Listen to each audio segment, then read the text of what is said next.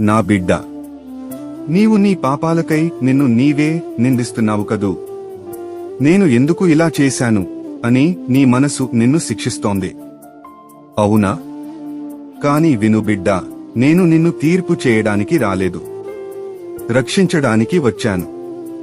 అతనియందు నమ్మినవాడు శిక్షింపబడడు. యోహాను 3:18. అంటే నీ గతాన్ని నేను క్షమిస్తున్నాను, నీ పాపాన్ని నేను గుర్తు చేసుకోను. నా రక్తం నిన్ను పూర్తిగా కడిగి పరిశుద్ధం చేస్తుంది. నీవు నాతో ఉన్నప్పుడు నీ పాపమే కాదు, నీ దోషభావము తొలగిపోతుంది. నీవు కొత్త మనిషివై నాతో కలిసి కొత్త జీవితం పొందుతావు. భయపడకు, నేను నీకు శిక్షకుడు కాను, నీ రక్షకుడిని.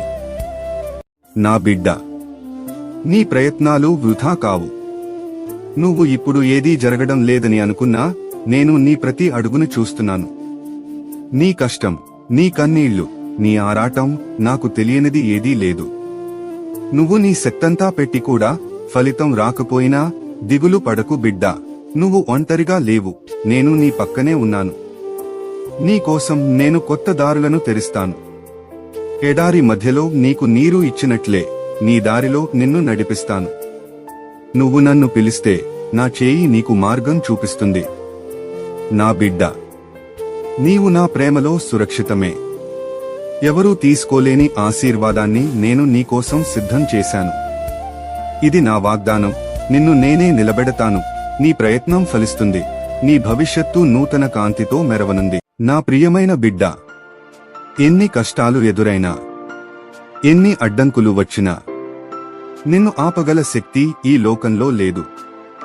నీవు అనుకున్నది సాధిస్తావు, ఎందుకంటే నేను నీతో ఉన్నాను. రోమా 8:13. దేవుని తోడుండగా నన్ను జయించగలవాడు ఎవరూ లేరు. నీ కల నెరవేరుతుంది, నీ ప్రయాణం విజయం సాధిస్తుంది. నా బిడ్డ, నీ ముఖం మీద నవ్వు ఎప్పుడో మసకబారిపోయిందని నాకు తెలుసు. గాయపరిచిన రోజులు, ఒంటరిగా ఏడ్చిన రాత్రులు అన్నీ నేను చూశాను. కానీ విను బిడ్డా, నీ నవ్వు మళ్లీ వస్తుంది. ఈ కన్నీళ్లు శాశ్వతం కాదు. నిన్ను గాయపరిచిన రోజులు ఎంత ఉన్నాయో వాటిని మించి నిన్ను ఆశీర్వదించే రోజులు నేను సిద్ధం చేశాను. నీవు కోల్పోయిన ఆనందాన్ని, నీవు వదిలేసుకున్న ఆశను నేనే తిరిగి నింపుతాను. ఇది నా వాగ్దానం. నీ ముఖంపై మళ్లీ నవ్వు వెలిగే రోజు దగ్గరలోనే ఉంది. ఈసారి ఆ నవ్వును ఎవరూ తీసుకోలేరు. నా బిడ్డ, ఈ భారం నీ శరీరానికే కాదు, నీ ఆత్మకి ఎక్కువైపోయిందని నాకు తెలుసు. నీ ప్రయత్నాలు బలహీనమవుతున్నాయి. నీ కళ్లలో ఆశ నశించిపోవడం నేను చూస్తున్నాను. నన్ను చూడలేనంత చీకటిలో ఉన్నా నేను నిన్ను చూడగలను. నీ బాధ నన్ను తాకింది. నీవు నన్ను పిలిచే ప్రతి శ్వాస నా గుండె దాకా వచ్చింది. ఈ శ్రమ శాశ్వతం కాదు. నీ కన్నీటి పొరల వెనుక నేను ఒక కొత్త ప్రకాశాన్ని సిద్ధం చేస్తున్నాను. నీ బలం అయి నిలవడానికే నేనున్నాను. ఒక్క అడుగు వేసే ధైర్యం చేస్తే మిగతా బాట నేనే నడిపిస్తాను.